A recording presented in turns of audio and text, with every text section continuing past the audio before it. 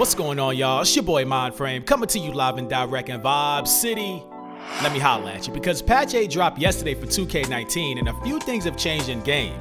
As always, I'll drop a link to the patch notes in the description box below as well as the actual patch notes, but I wanted to talk about a few gameplay changes that have an immediate impact on gamers. And that's the fact that shoving other players has finally been removed from the neighborhood. I remember playing 2K the first week it dropped, leading all the way up to a few days ago, and having players shove the inbounder, shove on picks for open trays, and just shove players for open looks in general, with the foul being called at a very low rate.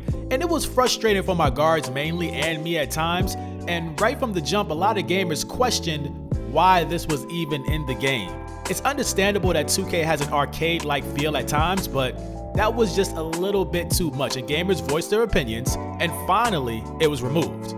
That right there is change for the good. It's a bummer that it took so long to happen, but at least it got done. A lot of players are gonna have to change their mindsets on court now and just stick to setting solid picks because the shove cheese is out of here. Now, another thing that caught my eye was the reduced ball collisions with lower legs and feet. So in essence, those bump steals, and I'm not gonna front, I got a lot of those this year just from being in the right place at the right time, mainly after a rebound when a player would try and push the tempo and transition on me. I literally would just stand there, let them run right into me instead of being patient and get the steal. Now, there are other scenarios for bump steals I've experienced, but those were the most I've personally encountered them.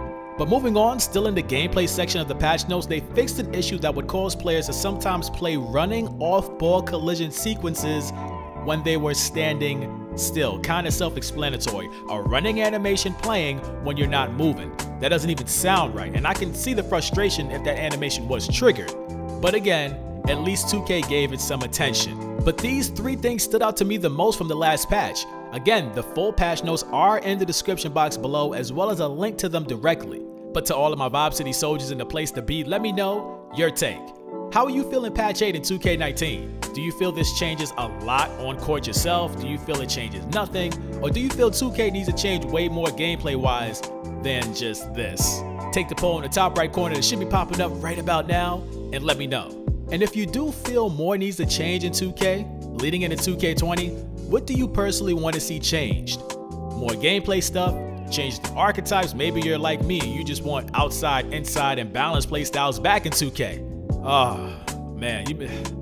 Those were the good old days. Remember 2K16? What a gem. Am I right? I wouldn't mind it coming back. That's just me living in fantasy world. But look, man, again, voice your opinion in the comment section below. Also, subscribe to the channel if you haven't already, as we got more dope NBA 2K19 content on the way. But for now, it's your boy MindFrame Vibe City. Y'all know the deal. Make sure you keep it locked.